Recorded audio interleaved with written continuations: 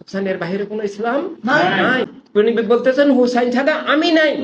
শুধু একটুক বললে হবে আমি ওনাদেরকে ভালোবাসি না, আমি ওনাদের পথে নাই, এইটাই কাফের হওয়ার জন্য যে যথেষ্ট। যে ওনাদের সাথে নাই, ওনাদের পথে নাই, সে আল্লাহ হাবিবের সাথেও নাই।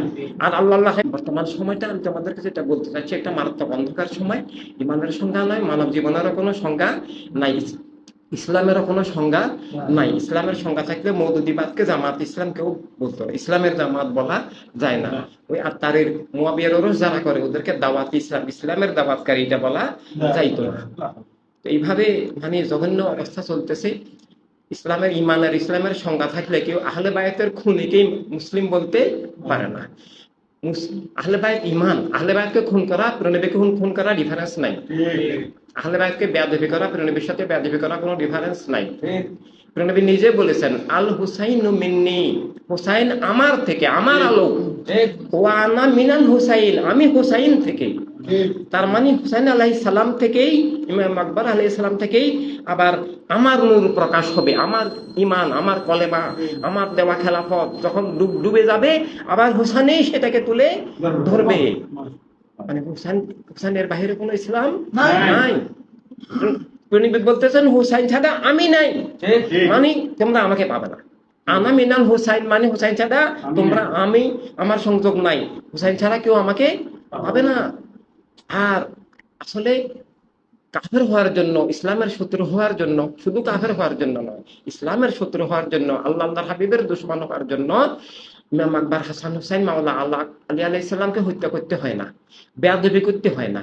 শুধু একটুক বললে হবে আমি ওনাদেরকে ভালোবাসি না, আমি ওনাদের পথে নাই, এইটাই কাফের হওয়ার জন্য যে যথেষ্ট। যে ওনাদের সাথে নাই, ওনাদের পথে নাই, সে আল্লাহ হাবিবের সাথেও নাই।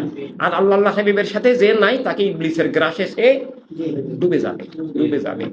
আর এমন ইমানের সংখ্যা থাকলে এই আহলে বায়তের খুনি, দুশ্মন, এমনকি খুন করেও ওদের তৃপ্তি মিটে নাই। এত আক্রোশ যে খুন করে দেহ মোবারকের সাথে পর্যন্ত সীমাহীন বেয়াদবি করছে, দেহ মোবারককে বিকৃত করছে, দেহ মোবারকের উপরে ঘোড়া চালিয়ে দিছে, একটা দুইটা না, হাজার হাজার।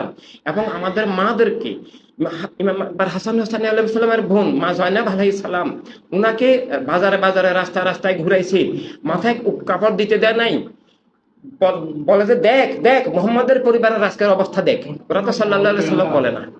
এইভাবে অপমান করছে এবং হাতে পায়ে শিকল পরাইছে, শত শত মাল মরুভূমি দিয়ে হাঁটাই আবার এজিদের কাছে নিছে, সেখানে গিয়ে তারপর মাথা মোবারক রাখছে, এজিদ লাঠি দিয়ে মাথা মোবারককে আঘাত করতেছে এবং এবং অনেক ধরনের বেয়াদবি করতেছে। এই হচ্ছে অবস্থা। আর ওদেরকে আমরা মুসলমান বলবো, আহলে সুন্নাত সুন্নি বলবো, ছি ছি ছি ছি। ওদের মতো দুশমন আল্লাহর হাবিবের দিন মিল্লাত মানবতার আমাদের আর কেউ নাই। এদের থেকে এখন ইসলামকে উদ্ধার করতে হবে, আহলে সুন্নাত জামাতকে উদ্ধার করতে হবে, আমাদের মসজিদ মাদ্রাসা খানকাগুলোকে বাঁচাতে হবে।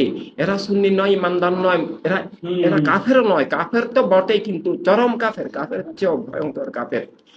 এই জন্য এইভাবেই চলতেছে এই অবস্থা। আমরা যারা আল্লাহ হাবিবের আপন, আমরা এইভাবে এই কুফরকে ইসলামের নামে চালিয়ে দিতে দিব না, এই মুনাফিককে ইসলামের নামে, আহলে সুন্নাত জামাতের নামে চালিয়ে দিতে দিব না। আল্লাহ হাবিবের দুশমন, আহলে বাইত আলাইহিস সালামের দুশমনকে আমরা ওই ইমাম, মুসলমান, এইভাবে আমরা পীর, এইভাবে আমরা কখনো মেনে নেওয়ার প্রশ্নই আসে না। তো আমরা বলবো তুই শয়তান, তুই আল্লাহ হাবিবের দুশমন, তুই মুনাফিক, তুই বাতিল, তুই যদি মুসলমান হতে হয় আহলে বায়তের পথে আয়, আহলে বায়তের পথেই আল্লাহর হাবিবের পথ, আসল ইসলামে আয়। তুই তো বাতিলের দালাল, তোকে তো আমরা মানে মানে মুসলমান হিসেবে শ্রদ্ধা করে সালামও দিতে পারবো না, প্রশ্নই আসে না।